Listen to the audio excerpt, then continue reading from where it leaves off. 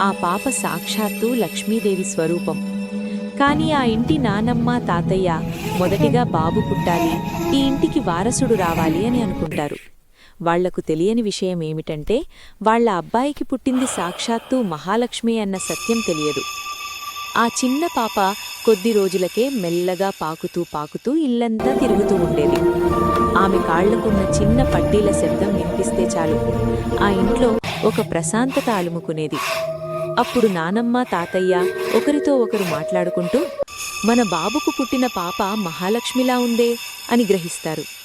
ఆ పాపను ఎత్తుకుని ముద్దాడుతూ ఆనందపడతారు.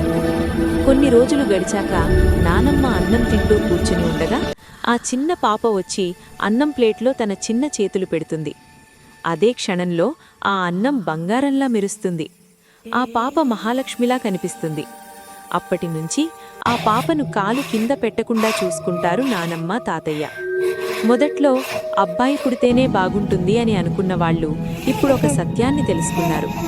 అమ్మాయి పుడితే సిరి సంపదలు వస్తాయి, సంతోషం దొరుకుతుంది, ఆప్యాయత, అనురాగం లభిస్తాయి. వీటికి మించిన సంపద ఇంకేముంటుంది అని ఆ కుటుంబం హృదయపూర్వకంగా తెలుసుకుంది.